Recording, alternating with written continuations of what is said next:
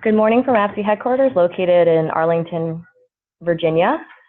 We're going to get started probably a couple minutes after 8 o'clock, 8 o'clock Eastern, just to make sure that we provide enough time for folks to get logged in. Thank you.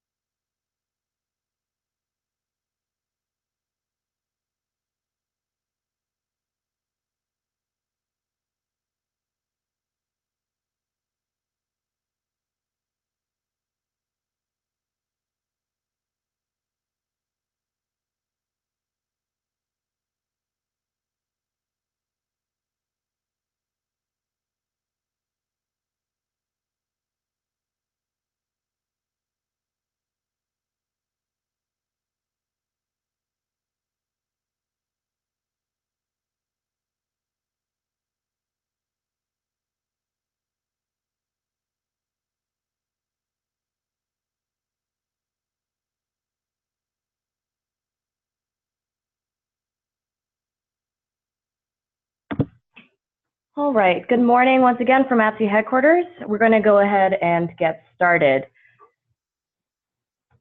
Thank you for joining the Expense Report General User Training. Before we get started, there are a few administrative items to note.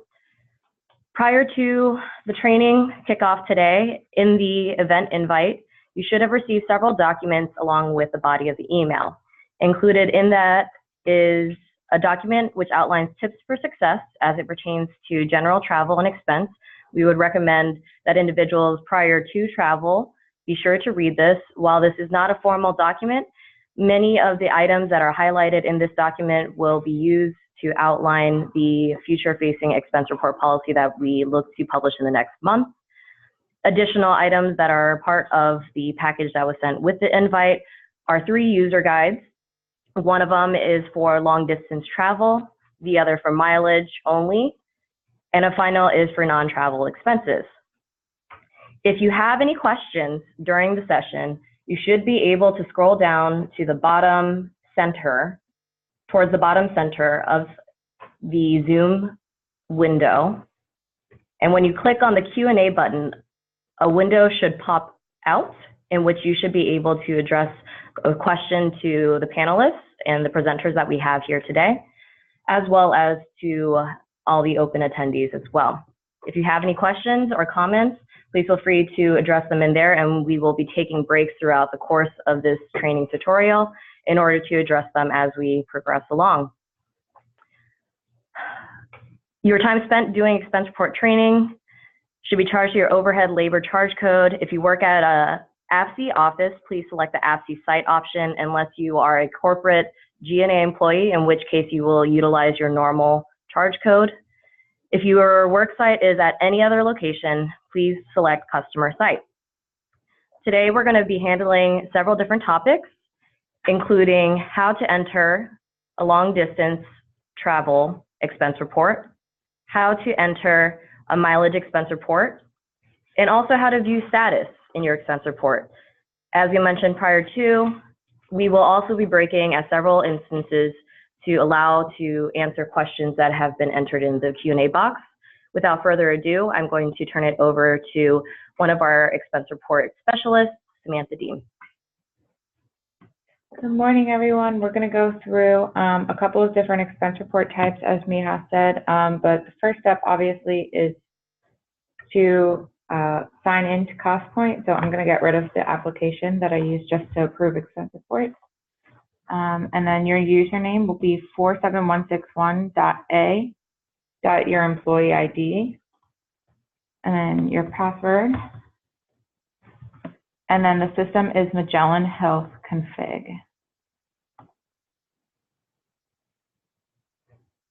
So it'll bring you to an open screen like this. You'll click on Time and Expense, Expense Reports, and then Manage Expense Report. When you log in, it should bring up your most recent expense report. So in order to start a new one, you'll click on this new button right up at the top across from where it says Manage Expense Report in bold. And that'll open up a blank expense report for you to use. This date here is one that you shouldn't change. It's just the date that you're starting your expense report. Then you'll type in a description. I'm going to use training for this one. And then for this expense report, we're going to be going through normal TDY or long distance travel. So I'm going to leave it as all expenses, travel, non-travel. And then go ahead and choose the dates of your trip. I'm just going to put a week in July. Okay. And then the purpose as well. So pretty much anything in this first purpose window here, if it has a star next to it, make sure that the boxes are filled out over to the right. So once you have that tab finished, you'll click on the Locations tab to add your location. So there are two ways you can add locations. You can just start typing in. If you click in the box, then it'll bring up what you need. Or you can use the lookup function and find it there as well.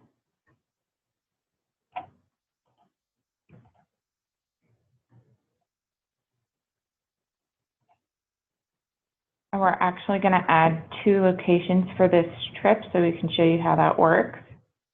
So to add another location, make sure you're in the Locations tab to begin with, and then click on the new button over here to the right. And then you can add your second location. So I'm going to actually add a location outside of the US as well.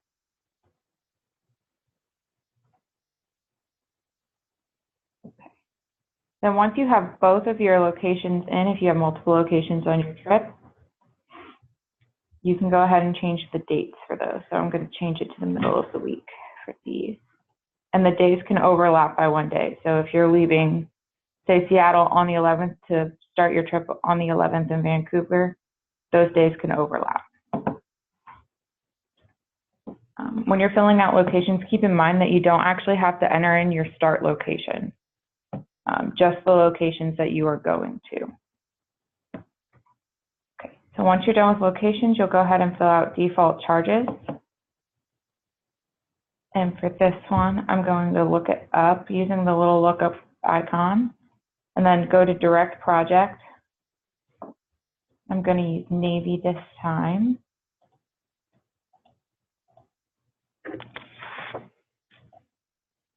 And you'll just click all the way down until there's no longer a plus sign to the left of the charge branch description. And then when you select it, a description should come up next to it over here on the right. So once you have that filled out, click Save and Continue.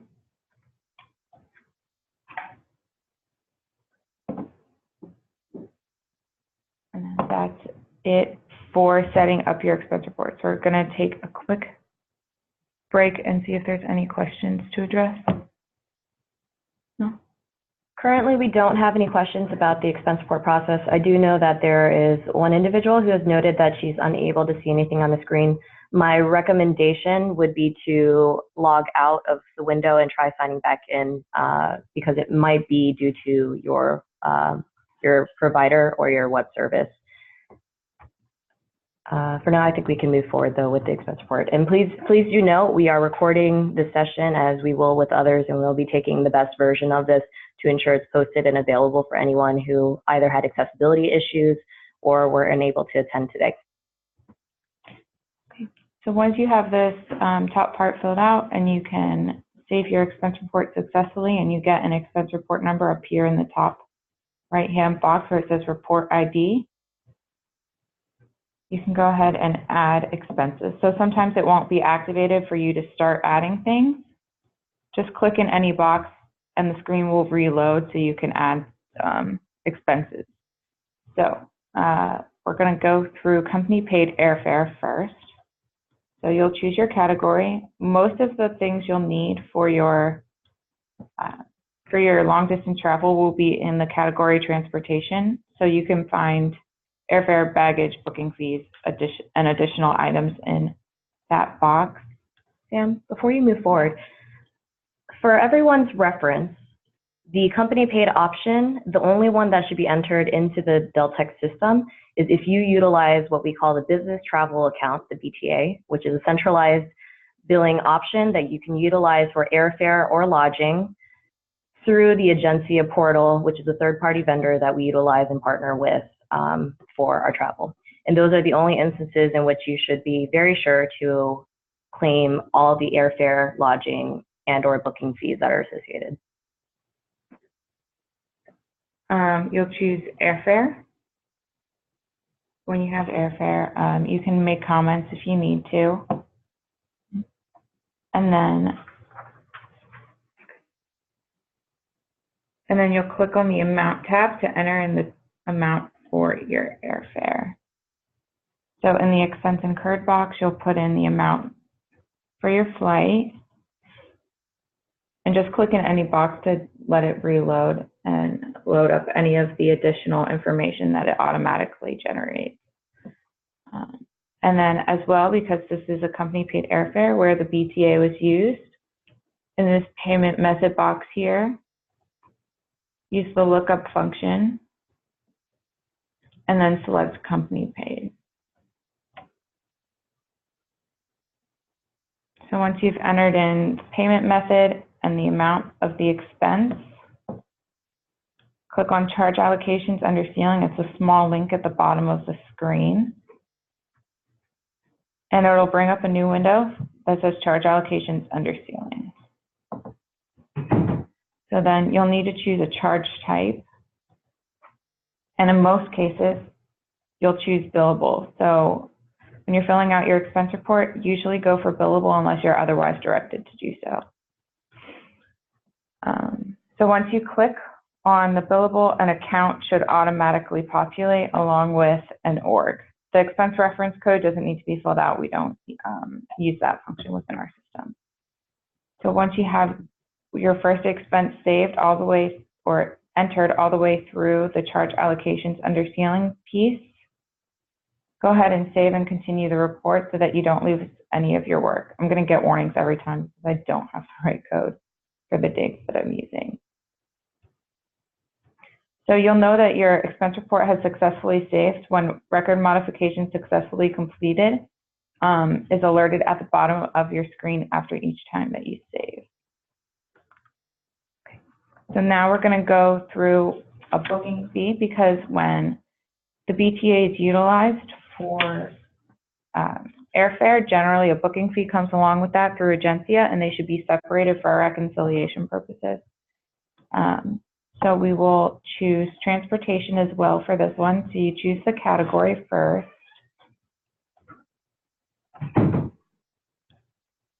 And then the expense type, both using the lookup button.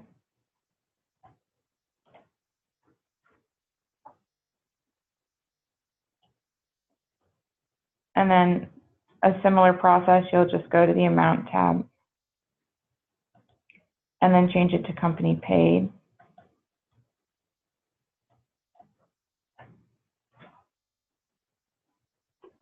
And then enter in the amount incurred. When you're looking at your Agencia receipt that you've obtained from the Agencia website, the numbers that you really are looking at are the ones that are listed in bold. So the airfare and the service and taxes fees are all lumped together in one bold number, and then the Agencia fees are another bold number. And you can tell whether or not it was actually paid by the BTA because it will say Central Billing, American Express 1004. So once you've saved or entered in your expense incurred, you'll go back down to charge allocations under ceiling and choose the charge type again. So booking fee billable. And then go ahead and save your report at the top.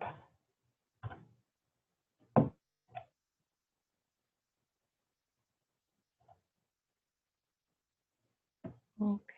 And then the next thing we're going to do is we're going to go through per diem meal. So to add another expense, I'll click on the new button within the claimed expenses box. So make sure you're across from where it says claimed expenses in bold.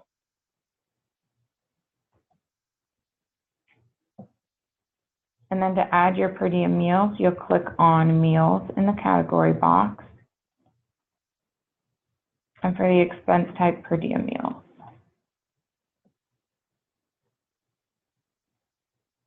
And because we have multiple locations of this one, I'm going to have to choose the location that I need to use. So I'm going to choose my first location first, which was Seattle. And then to enter in the meals, I'll go to the meal detail box and I'll check off all of my meals. So you can use the select checkbox just to check off the entire line, or you can go through and check off each box individually. You should claim pretty much all of your meals for every trip, unless your meal was provided to you through the client or through AFC. So then once you choose all of your meals and select the dates, these little red X's are for dates that were in another location. So make sure that you don't choose meals for lines that have little red X's next to them when you're in multiple locations. So then I'll click on the amount tab just to double check and make sure that it matches what a post form would say if I have one. And then I'll go down to charge allocations under ceiling again and choose my charge type.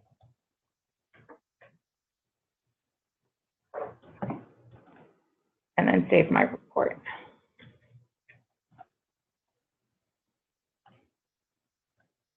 Okay. And then to add another expense, I'll click on the new button again. And we're just going to go through meals for a second time to show you what it looks like for the other location. So I'll click on meals for the category, and then use the lookup again in the expense type box to choose per diem meals. If your screen doesn't load automatically, you can just click in any of the empty boxes and it should reload your screen so that the tab shows up over here next to details.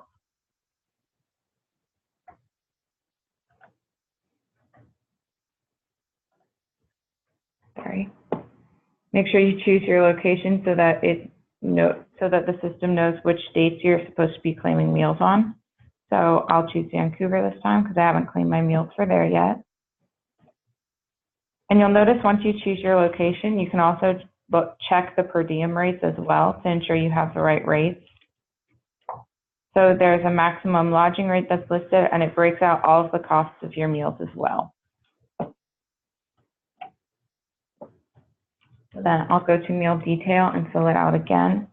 So because I had overlapping dates, I already claimed my meals on the 11th. So when you're filling out your expense report, just make sure you're keeping track of which location you're going to use your meals for that overlapping day. And then I'll just go ahead and click for all of my meals again using this select column. And if you realize you made a mistake and say lunch was provided to you on your last day, you can still just unclick it rather than having to go through and click every single box individually. And then I'll double check my amount using the amount tab. And then go down to charge allocations under ceiling and choose billable. If you don't click the X or the close down here at the bottom in the charge allocations under ceiling box, it'll stay open the whole time you're doing your report so that when you do see the empty charge type box, you remember to choose that, because the system will not allow you to save your report unless that's filled out. Okay, we finished a couple. We're going to stop for questions really quick. Do we have any? Yes.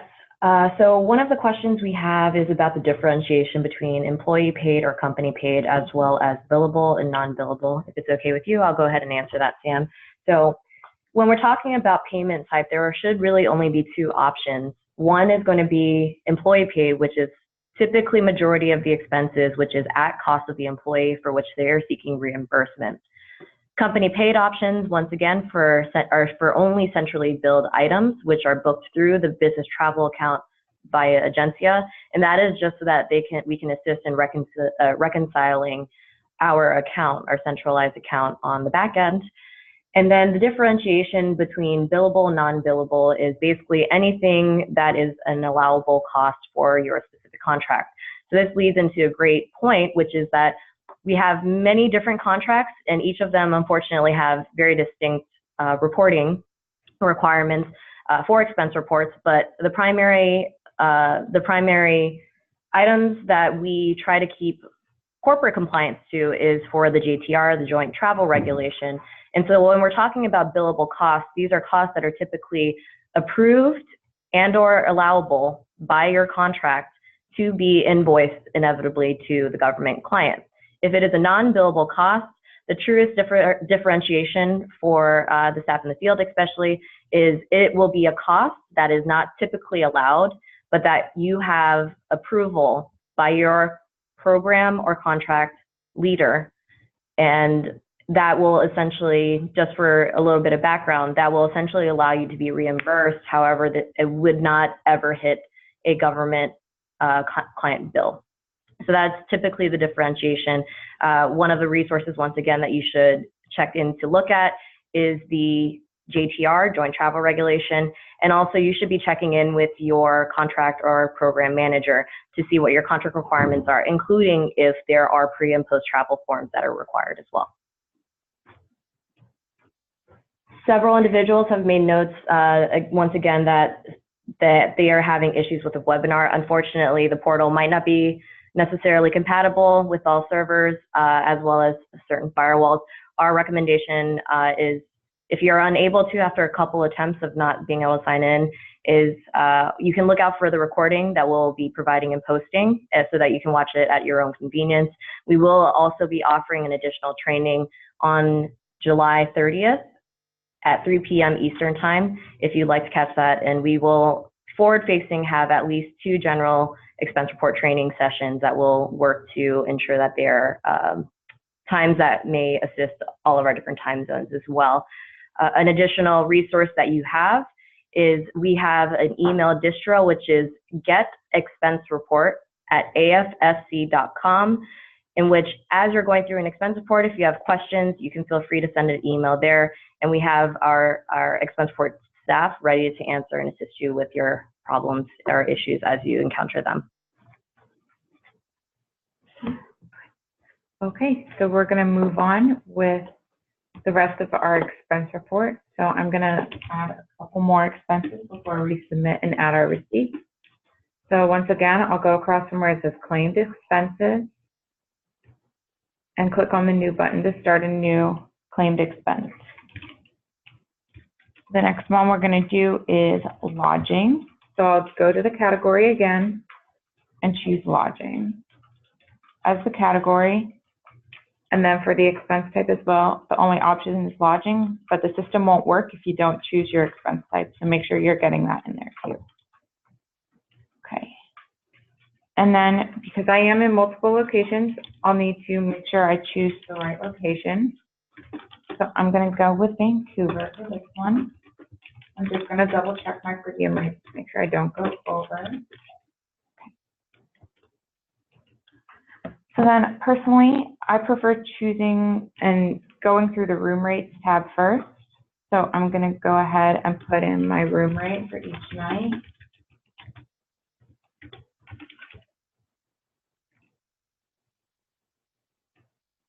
And to do that, you just click in the box of what looks like basically an Excel spreadsheet.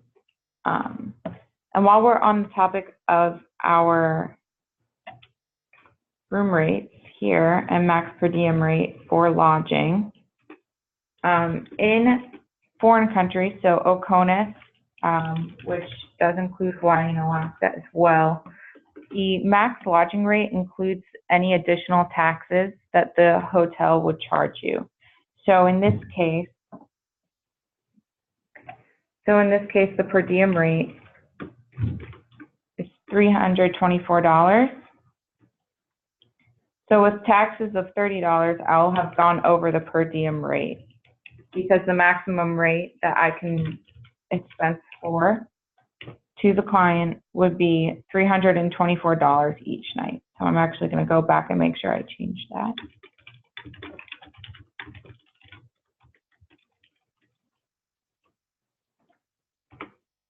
And then for the maximum per diem rate inside of the continental United States, so the lower 48 basically, those lodging rates do not factor in the taxes. So if your rate is, say, $93 a night, you can be charged $93 for the room, and then the additional taxes are also an expense that is over the rate, but not outside of the lodging rate itself in terms of an overage. You can still expense for the taxes, and those are still included in terms of what is allowable. So then once I've filled out the room rates tab, I check the bottom right-hand corner where my cursor is to make sure that that matches my receipt. So here it says $960. So when I find that, I'll go to the amount tab and fill that out. So I'll make sure whether or not I have the payment method right. In this case, I paid for the lodging, so I'll leave it as employee paid.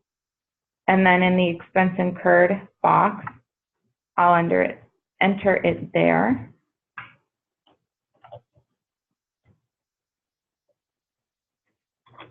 And choose my charge type as well. In these cases as well, in terms of foreign currency, especially because this is a hotel that was probably charged to me in Canadian dollars, I'll make sure that I will also include a currency conversion for the amount I was charged to show what it would have cost me in US dollars. So you'll need to include a currency conversion for any charges that were made in foreign currency. So the website that we recommend that you use is owanda.com. And that is the website that our billing team uses to bill the clients as well. And then for the way that you should figure out the day that your credit card was charged or the day that you paid for it is the date that you should choose when choosing the date to find your conversion on the website. Okay. So then once you finish that and make sure that your lodging is correct and you have a charge type selected, you'll click Save and Continue to continue your report. Okay. And then I'm going to do just one more to kind of show you what a regular expense is going to look like, because some of these have extra steps in them as well. So for the category, I'm just going to go to transportation, and we'll show you what a taxi or shuttle would look like. So shuttle and taxi for the expense type, and then you just click on the amount tab. Make sure that a payment method is selected. For taxis and shuttles, it's always going to be employee paid. There's no way to use the BTA for costs like that. It's just airfare and lodging. So then I will enter in the amount that I paid for that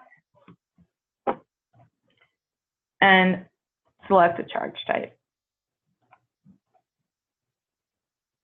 Sometimes the charge types do come up in a different order than, you know, billable or non-billable. Usually billable is first, but make sure you're reading it just in case.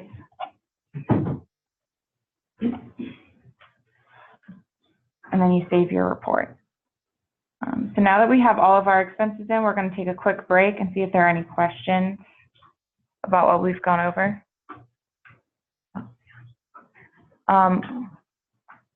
Before we do any additional questions, I just want to remind you that tips are not to be included with the amount of a taxi or shuttle, as those are covered by the incidental rate that you are allowed through your per diem meals. Okay, any questions? Nope, okay. So once you have all of your expenses filled out, you go back up to the top where you started your expense report and manage expense report. I find that the easiest way to find the submit button is to go back to the purpose tab all the way on the left here. And then you just click submit and you'll get a little pop-up window and just verify that your expenses are correct. So then after you've submitted your report, you can add your attachments. When you're filling out your expense report, you'll probably see a link that says attachment. We really discourage use of that because it doesn't always properly save your attachments, and most of the time they will not be visible to either your backup supervisor or the business office when we go to review your expense report. So then to add your attachments, you'll go to workflow. It's in this bottom right-hand corner of the Manage Expense Report window, and it'll just pop up and bring you the new window for the workflow. So you'll see that you've usually completed at least the create and submit. If you see that this is still pending, make sure you've already submitted the expense report. And then to attach your receipts, you'll find the line that says employee attach expense receipts or attachments in this task item line here. If it still says pending, you need to add some sort of attachment to it. Depending on your contract, the requirements will vary. So if you have any questions regarding that, reach out to your program manager or supervisor. Our recommendation, even though per contract all the requirements are different, our recommendation just to ensure that there aren't issues down the line when you're actually seeking reimbursement is, as you're going on travel, please try your very best to retain all receipts, because depending on your contract, especially if it's your first trip, certain of the contracts are extremely meticulous and truly do require 100%. As Sam had mentioned, you'll definitely want to check in with your primary supervisor to see what the requirements are for your contract. But as you're going on travel, we highly, highly recommend that you keep all the receipts at least 6 months until after you receive reimbursement. So then to upload your attachments, you'll click on the Upload Attachment File button down at the bottom. Make sure that you have clicked within the Employee Attached Expense Receipt line or attachment line so that the whole line is highlighted in blue so that the Upload Attachment File button activates. And then it will just launch the file upload wizard. And I will go in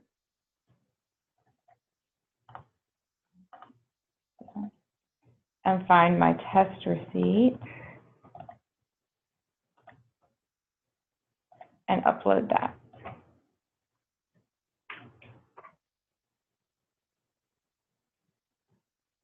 Okay.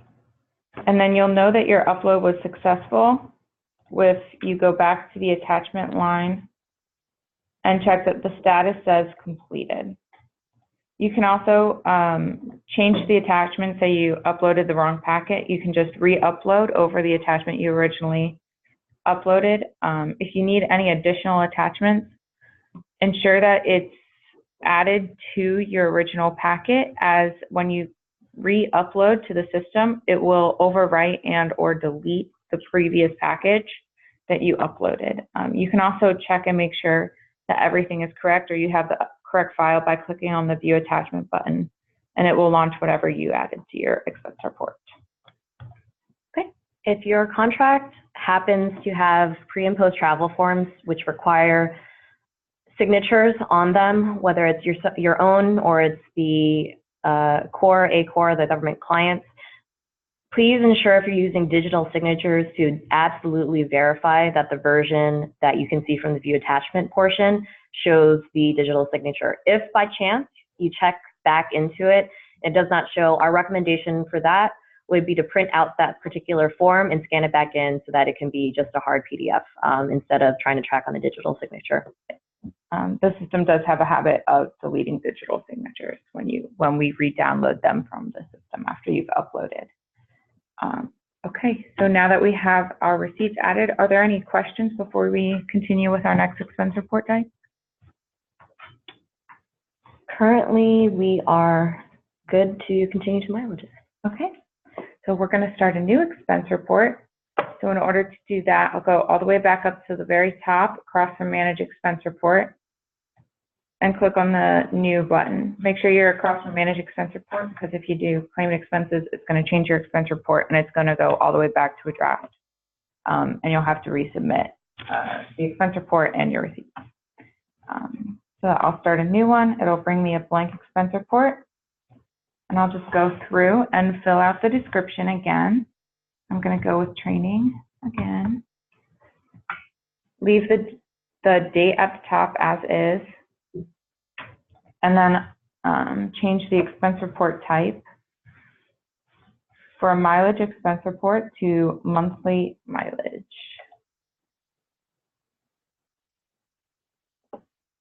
If your monthly mileage expense report would include parking or tolls, make sure that you actually stay with the travel, non-travel expense report type, as the monthly mileage expense report type only allows for mileage to be entered onto the expense report. So then I'm going to change the dates of my expense report.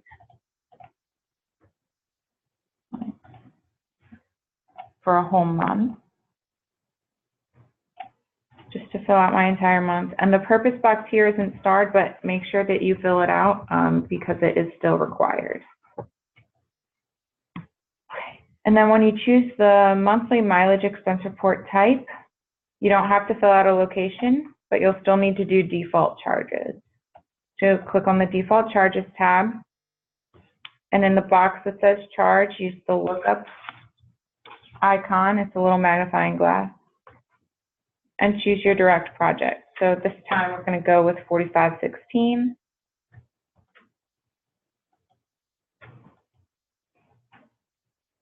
And then you click down until there's no plus sign next to the charge branch description, and then click select. And a description should load automatically over to the right. So then once that's filled out, you'll come down to claimed expenses and just click in the box to activate it.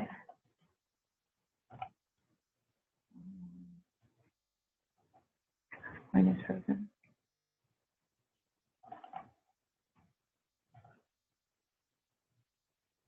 Sometimes if that doesn't work, maybe try clicking the new button. It varies depending on what Costpoint has decided to do that day. So for mileage, you'll only be able to select one category, which is monthly mileage, and the expense type is only mileage.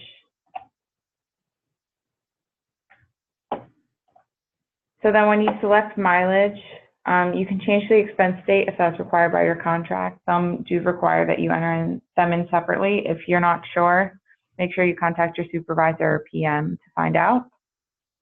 In this case, it doesn't really change mine. So then I'll click on Details Other to enter in the number of miles that I took. So let's say I did 120 for the month. And then this personal miles box does have a star next to it. Just make sure that it says 0 to ensure that you're still reimbursed for the miles that you're entering. If you enter anything into the personal miles box, like 10 miles, it will deduct that from the amount of miles that you're going to be reimbursed for. You can double check that a mileage log, if you're required to have one, matches an amount by clicking on the Amount tab and checking the expense incurred. It won't be able to be changed. The only way to change it is through the Details Other tab. So then you'll also go down to the charge type for charge allocations under ceiling, and then choose mileage billable, unless you're otherwise directed to do so. Okay, so then once you have that entered, you'll just click Save and Continue. And you'll know that it was successfully completed when it says Record Modification Successfully Completed, and you'll know that your expense report is saved. Are there any questions about mileage? Not a particular question, just a point. Okay. For those who are entering expense reports for an entire month, please ensure that if you are calculating for multiple trips throughout a month, that you are not rounding up or down, and to actually do it out to the fourth or fifth decimal point until you get to the final total. Unfortunately, Deltec, and I think that's consistent with JTR as well, it doesn't round until the very, very last total. So another check as you're going through your mileage expense report is you can also try entering it into the system to see what the final amount will be based off the miles you've taken. So that's one caveat. A lot of times we'll receive mileage expense reports that are inconsistent with what's in the system. And for us, in order to invoice the government clients for these expense reports, we have to have a consistent number between what is recorded on the form and what is recorded within the Deltec system. And then once your expense report is saved, you can go back up to the top and click in Purpose again to find the Submit button. It's available in some of the other tabs, but this is just the easiest place to find it. Submit the expense report and click OK. And then we'll go over one more time how to add attachments, because it can be a little tricky the first couple of times you do it. So you'll go down to the bottom right-hand corner of the Purpose box and find the Workflow link.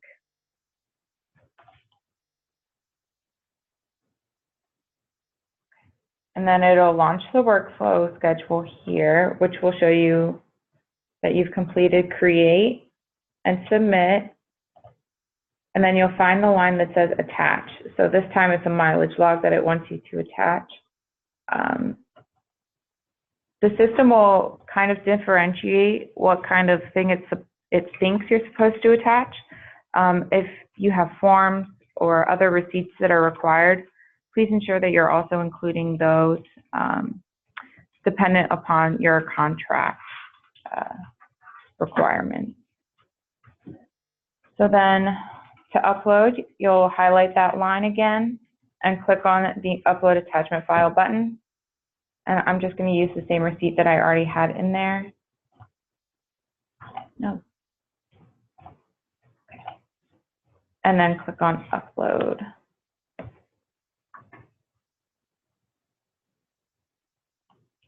And then once again, when the screen reloads, you can double check that it was successfully completed by seeing that the status says completed on this line for the employee attached mileage log or receipts line. And you can always view the attachment just to make sure that any signatures that do need to be present are there, or if you do need to print it out and re-upload it. So that's it for the mileage. Do we have any additional questions before we move on to how to use workflow? We do not, but can you show us actually where the comments box is and what we can utilize that for every expense type, Sam, while we're here? Yes, I can do that. So while you're in your claimed expenses, this is available in all of the expenses, all expense types. In the details tab where you fill out the category and expense type, down here in the bottom, there's a comments section. So if for mileage, a lot of people will put in where they went. So I will put in like to the Pentagon or something.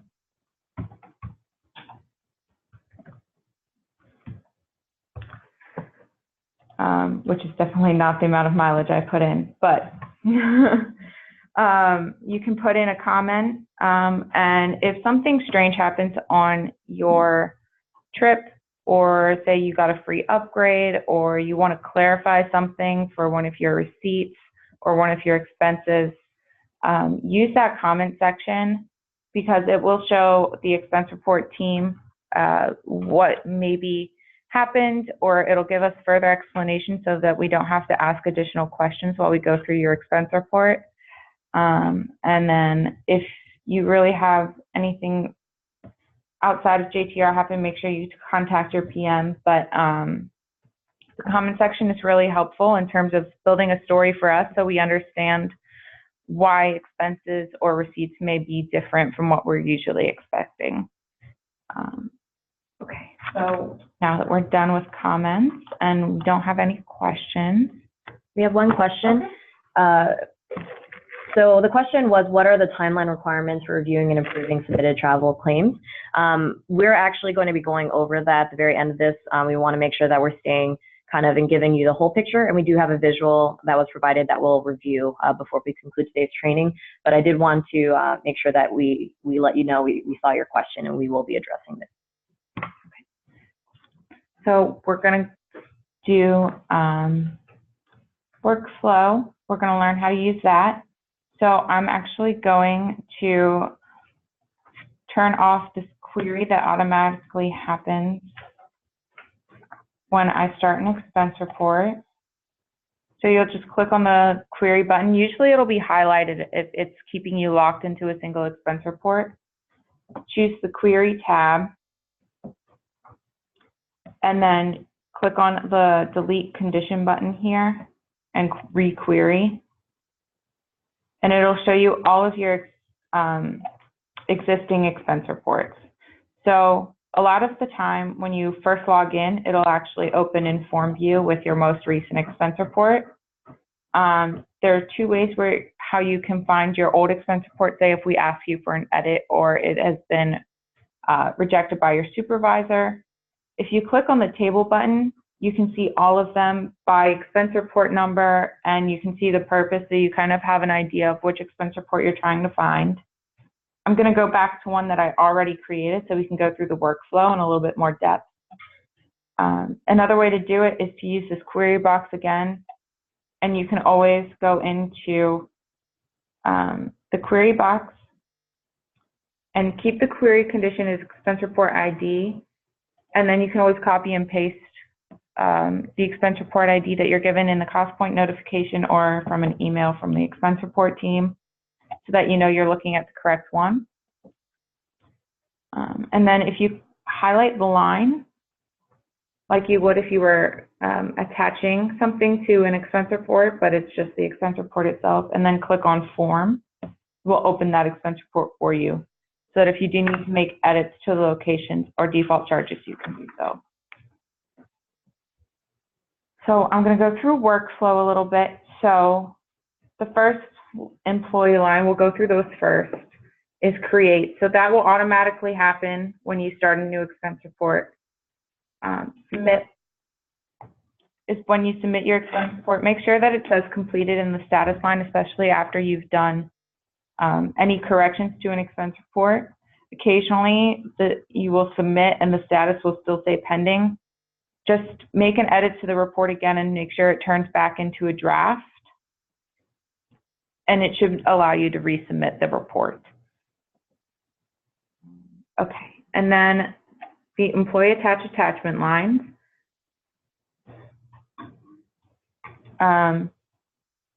So these lines, make sure that all of them say completed. Any employee line needs to be completed before the next step can happen. So here I have actually 2 attachment lines because of different types of expenses that I've entered onto this expense report. Usually every mileage expense that you add, you'll get a new attachment line. So for this one, I have 2. You can either upload them separately. Hold on one second. I think the screen might have dropped. Okay. We'll try to see if we can share it again. Just give us one moment. Please bear with us. Thank you.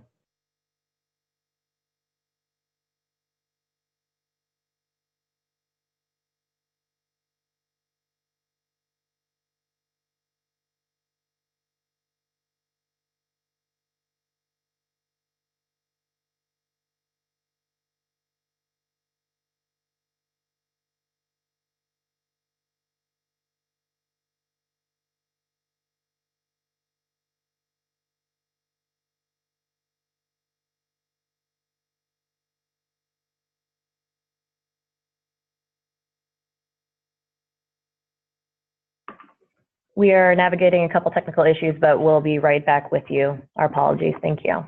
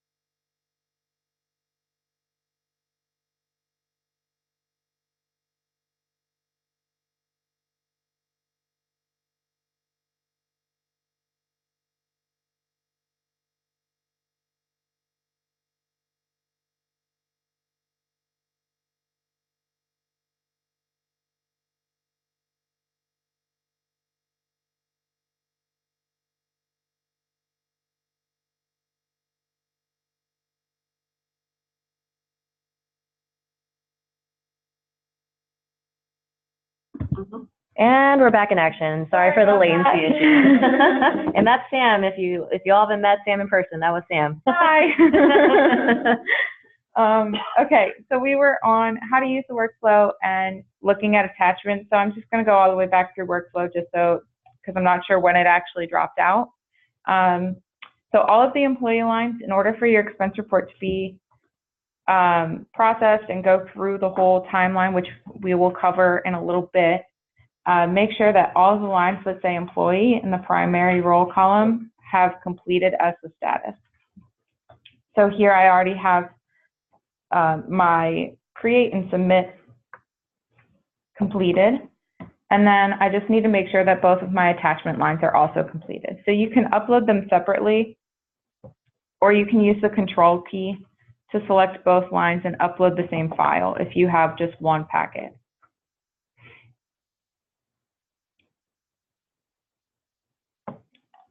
Okay, and then when it reloads, you can just make sure that it says completed. So now you can see that in the primary supervisor line, it's waiting for it to be approved by my supervisor.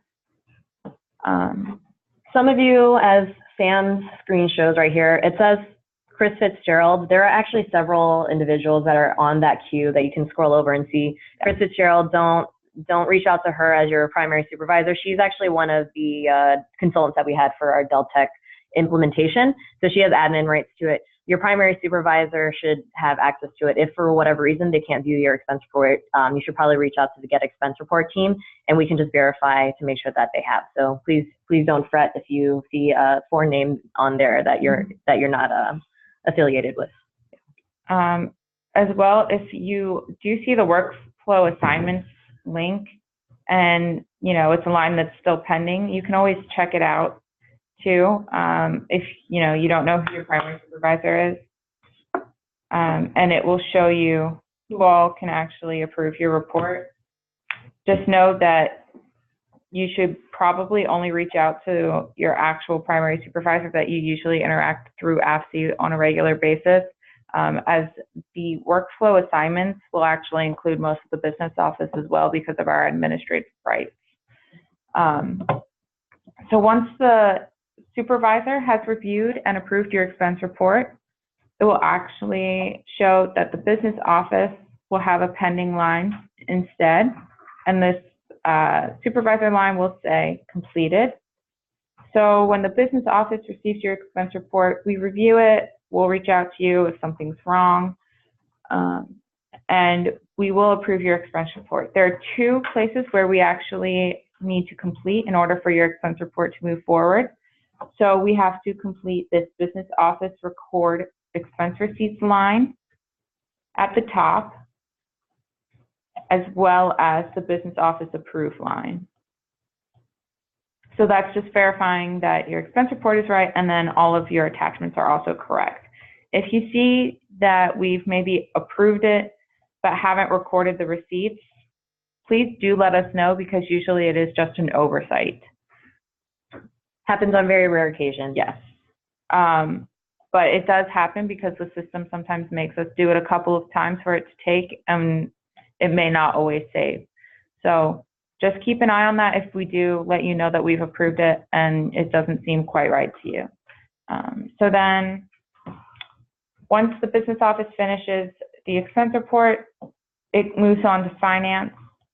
Finance only completes their steps on Wednesdays after 10 a.m. Eastern time, and they'll complete both of these steps in order for your expense report to be completely approved and then move through the processing cycle.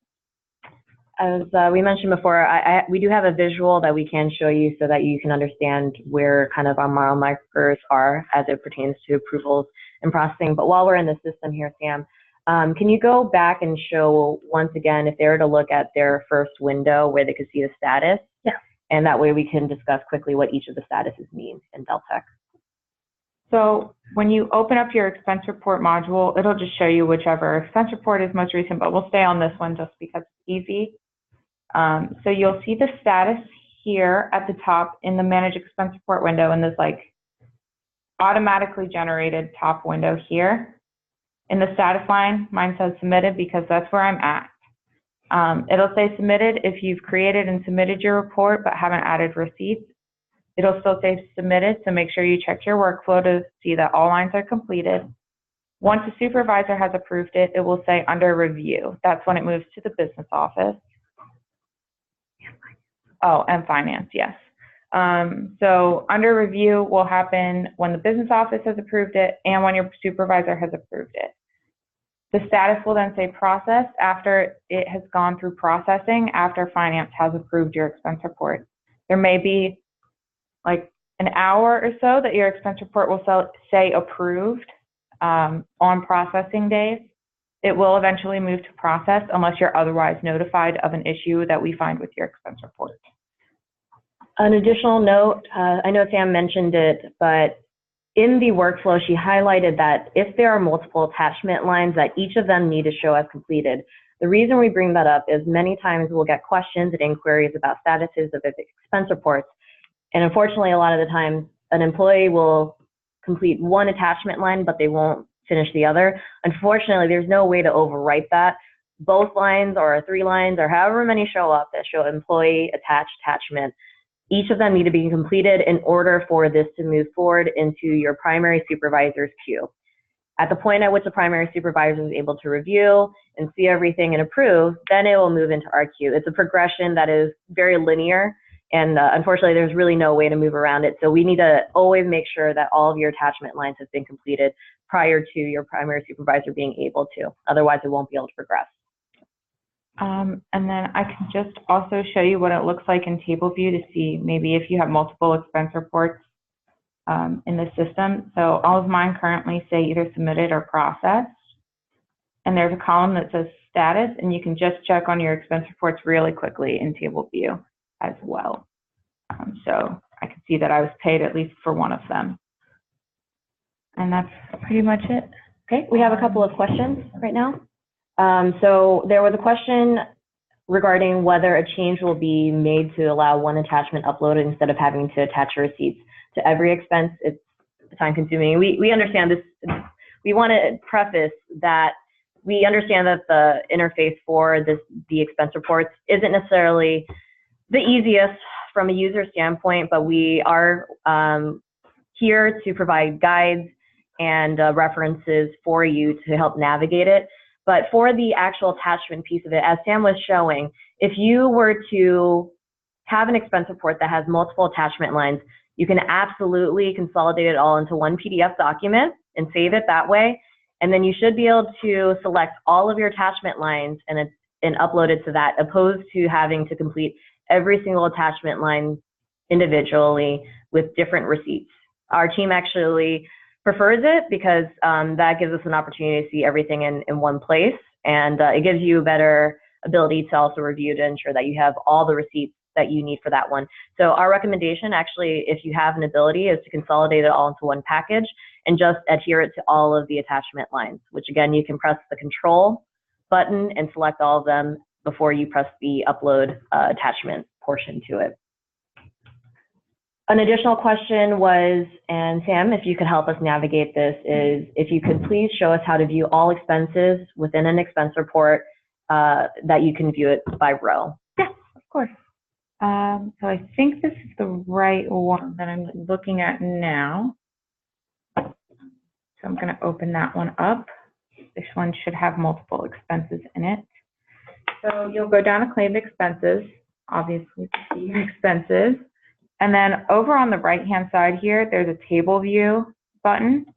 If you click on that, it'll show you all of your expenses. It's a little time consuming if you want to try and make sure that all of the amounts are right, because you do have to kind of scroll over a bit. There's a function where you can move the columns around if you want to have time and you want to play with it. Or you can just open the charge allocations under ceiling as well and tab through either just by clicking on it or using the arrows on your keyboard. Once you've highlighted a line, you can just kind of click through and double check that all of them are completed properly and look mostly right. Usually if the charge allocations under ceiling amount seems lower than what you're expecting for your lodging to have been or what you had put in, double check your charge allocations over ceiling, because you might have gone over ceiling on your lodging if it doesn't fully show up properly. And when we're talking about over ceiling, once again, that is over the allocated per diem rate for whatever location you are working at. Yes. Yep. Can you also show us the details summary tab at the top of the expense report as well? So when you're done with your expense report, after you submit or, want to check on it again, you can go to the details tab here. It's next to the default charges tab. And then this tab will pretty much automatically load everything. It's not gonna, you're not gonna be able to enter anything on it except maybe notes, but that's actually used for the business office to communicate with our billing partners. So we would really prefer if you use the comment section on your claimed expenses.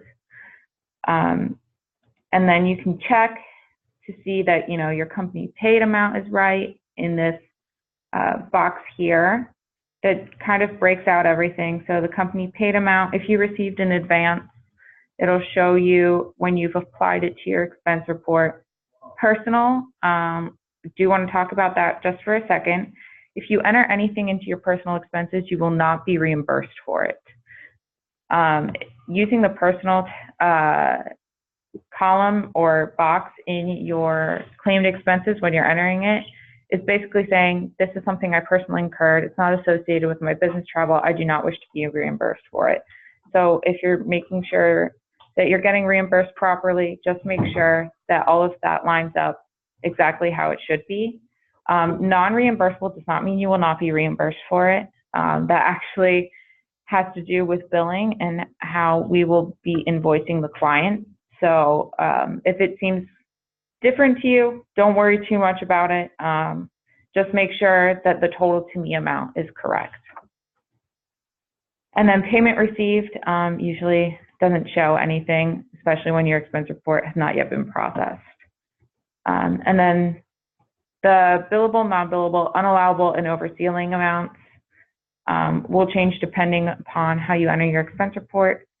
I do want to highlight that unallowable does not mean you will not be reimbursed for something. It is a different type of account in which it's neither billed to the client or your contract, and it becomes an overhead type cost.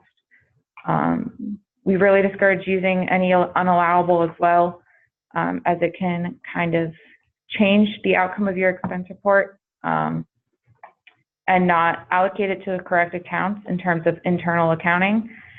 So unless you're directed to use that unallowable account, say for morale and welfare purposes, we would really discourage you from entering anything into that in your claimed expenses. So because we covered those couple, I do want to show you where you can see that. So I'm going to open up the lodging expense so you can kind of look at it. So there's the personal and unallowable costs. Just make sure that those are at 0 if they should be. And that's it. Very cool. If you can scroll up a tiny bit, Sam. So we're going to do our quick foray into what expense report lifecycle and timeline looks like. So Sam mentioned, as we can see in the workflow, there are several steps that need to take place in order for your expense report to be properly entered and approved by all the relevant parties, and then to the point where it can be imported so that it can be processed for the week. So the user groups are, obviously the first one is going to be you as the employee, ensuring that all those lines are complete. Primary supervisor would be should be the same individual as your timesheet approver as well. Then it'll go to the business office for clarification. Within the business office, we have our expense reporting team. So when you see business office, that essentially means the expense reporting team for the Deltek interface. Finance is the final check in order to get it exported and paid out through the bank, and that is with our accounts payable team. So I did want to clarify that that is the life cycle of the approvals and the checks that go through in order to have your expense report validated and processed. So I'm going to go ahead and share my screen right now so I can show you the timeline hold on one second, the timeline that we are looking at for expense report. So in accordance with good business practices, we request that you be sure to seek reimbursement and enter your expense report as soon as possible after your travel. We know folks travel a lot within our contracts.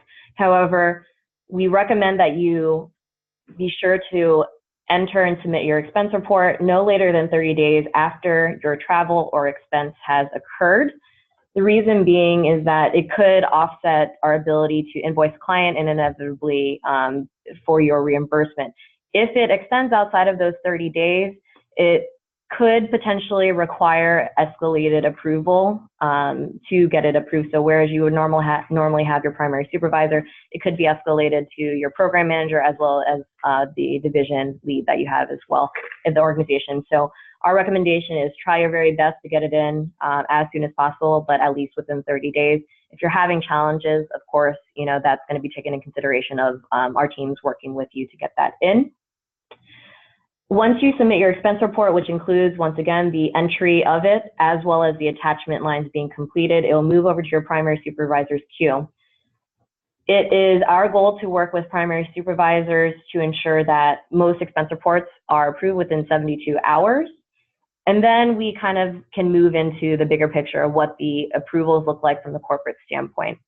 So if you look down to the calendar portion of it, every week at noon Eastern time, the expense report business office team pulls in a queue of all of the expense reports that have hit under review. So in other words, that has been approved by a primary supervisor before 12 o'clock on Thursdays every week. And then we'll be working from that time on into the next week to review all the expense reports that are within our review capability. If an expense report is found to be incorrect, so there is going to be a little bit of a shift in the way that, for those of you who have been with the organization for a while and have submitted expense reports before, because we've experienced quite a bit of challenges as we went through the implementation process, we wanted to be sure to be, very proactive in emailing individuals if there are things that they're missing or things that we have questions on. One of the things that is going to shift beginning August 1, and we will be sending out corporate communications about that following this week, is we are going to be beginning to utilize the reject capability within the Deltek system. So typically, right now, we're sending emails with bullet points of what we have questions on, what we need further justification on, or if it's missing a piece of information or documentation. We'll send an email to the employee and CC their primary supervisor to communicate what it is. Currently, now that our system is working a lot cleaner, we're hoping to use the capability of the rejection, in which case we would put pretty much the same information that we would in an email, but it would outline all the different things that are either incorrect or still missing on your expense report. In that case, you would need to go back, make the changes or additions, and then you would need to, it would revert back to a draft anytime you're making changes to the expense report, and you would need to resubmit and still go through the entire process again of getting your primary supervisor to approve it again. So that's one thing we want to emphasize. We know that the system isn't the easiest. If you have questions as you go along, please feel free to reach out to our team at getexpensereport@afc.com, because it's a lot easier catching a lot of the mistakes or questions that you guys might have in the beginning portion prior to the approval processes for the parties thereafter. So please feel free to reach out to us.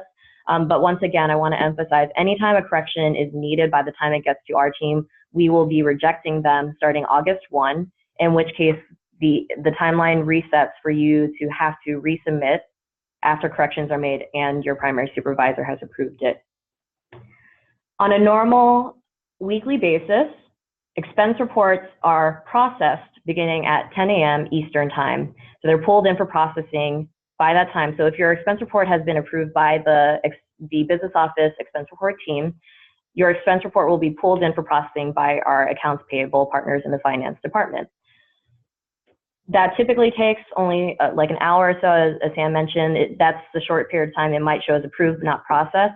Then they export it to the payment mechanism within the system. And payment should be released anywhere between Thursday or Friday, which means that payment can be received, depending on your banking institution, as early as that Friday, but no later than Tuesday COB the following week. If Tuesday has passed, or on Tuesday and you have not received electric payment, if you're set up for direct deposit, please reach out to our team at getexpensereport.com, and we'll do our very best to dig in to see what happened in the situation and walk you through the process and absolutely assist you. So the real mile markers here that we're talking about on the timeline basis is within 30 days, please try to send in your expense report every week Thursday. If your expense reports have been approved by your primary supervisor, we'll pull it in for business office review and approval. And then at 10 o'clock every Wednesday following, that is when expense reports, as long as they've been approved by our business office team, will be processed and paid out. An additional thing we would like to ensure is if you have any questions about where your payments are going and all those types of things, please be sure to verify within UltiPro that all of your banking information is correct. If no direct deposit has been set up, you'll be sent a paper check, which will expound the payout process, because those will be sent out by mail. So a final point before we see if there's any follow-on questions. Do you just want to share your screen really quick again? Yeah.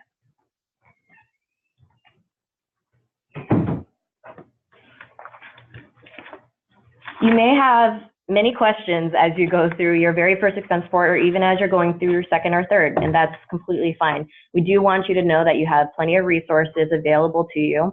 One fold is that this is the very first of our series of trainings that we'll be handling monthly. All of the general user trainings will pretty much cover the same material, but we're going to be offering it for new hires as well as for refresher trainings twice a month beginning this month. And then there will be supervisor trainings that will occur currently this month. We'll do it this month and next month, but thereafter will likely be conducted quarterly thereafter. We are building a resource library, which will include all these guides that we provided in the invite for you as well. And a recording of these training sessions will be posted to the AFC employee splash page as well for your reference. The other live resources that you have available to you is if you have travel-related questions, requests, or concerns, please send an email to gettravel@afsc.com. That would include anything having to do with the BTA, booking through Agencia, any of the confirmations if you're having challenges. Our partners over at the gettravel@afsc.com distro will be able to assist you.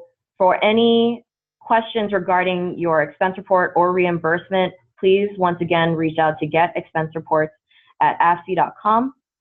And please note, there are certain times throughout the year because we have certain months. For example, June was a very, very, very heavy travel and training month.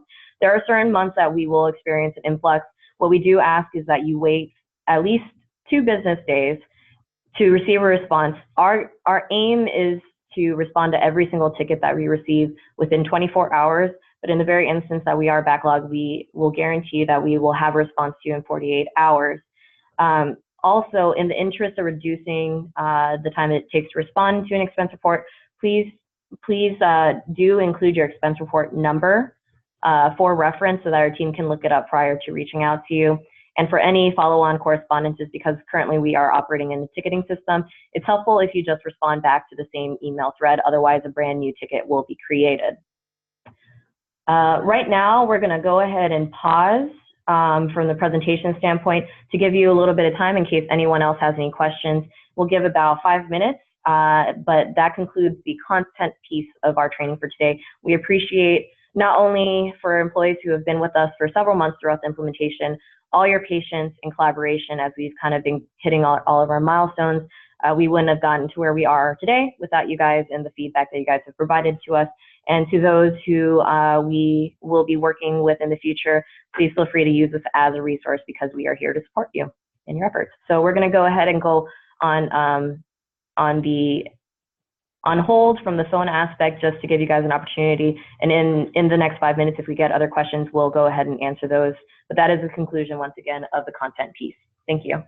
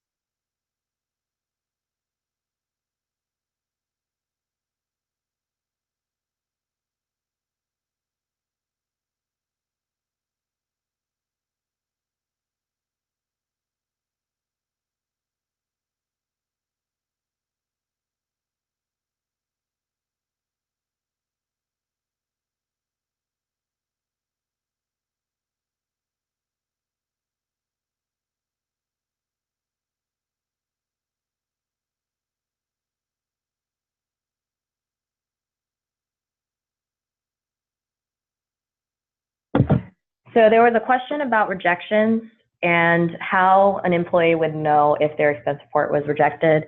And to answer that, so that's one of the automated responses that you'll get from Costpoint. So just like you receive notifications if your timesheet or your expense report has been approved by your primary supervisor, you should receive a rejection notice via email. But you can also obviously check back into your expense reports if you know that there's certain ones that are pending. And the status that will show on that is rejected. In that, you should be able to see an area where it will have all the qualitative notes as to why your expense report was rejected. while Sam sees if she can try to pull up an expense report where we could see that area, I do want to emphasize the rejection, though it might sound like it's a pretty slight change, it's going to be pretty crucial. One of the reasons we're also pushing towards doing rejections is now that we're out of the primary post-implementation stages, majority of the challenges that we're seeing that are delaying timelines are incorrect information being entered into the system, as well as incomplete documentation added to it. In efforts of doing that, we're trying to work with the system to ensure that we're shooting notifications out via the system so it's a part of the record as well, because we want to work with you in order to ensure that we're moving towards a sustainable future where you're able to do it without our help moving forward. So there will be some shifts. Once again, there will be a corporate communication that comes out notifying you of the changes and what needs to occur when you receive a rejection. But once again, that's going to kick off on August 1st. An additional question was if a link could be emailed out for the recording of this video. So all the recordings, I will be sending it out to all of the attendees for today once it's uploaded. But for anyone's reference, especially if you have peers at your particular performance site, or if you're a supervisor and want to share with your staff, within the next couple of days, we will be posting a recording of the training session. Obviously, as we have future-facing recordings and training sessions, we'll choose the very best version of it. But the AFSI employee website splash page should have all the aids that you've been provided with today, as well as a recording of today's training as well. We're going to pause again because we currently don't have other questions, but I do want to provide you with the opportunity to ask them. So thank you again.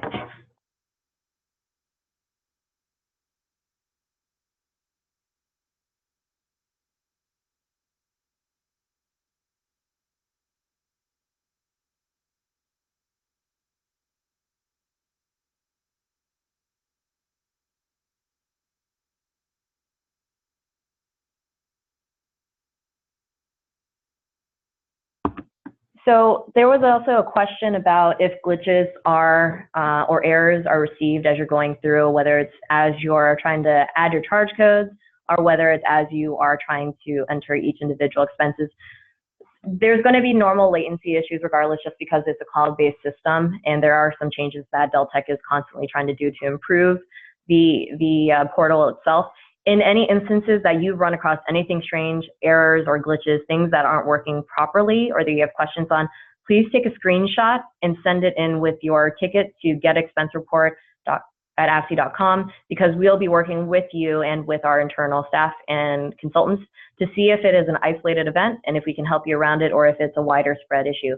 So if there are any times you're experiencing anything strange, we believe majority of them have been fixed from the post-implementation stages, but as a normal course of operations, because the system is constantly being updated, there may be occasions where certain issues do pop up. So please do connect with us if you do experience those with a screenshot.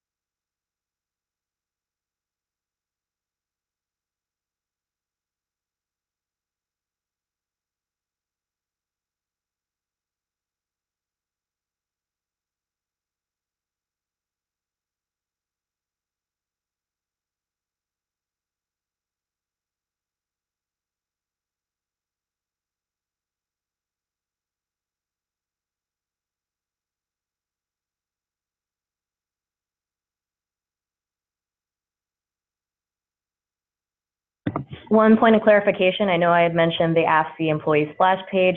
If you go to afc.com, in the upper right corner, you should see a button that says employees.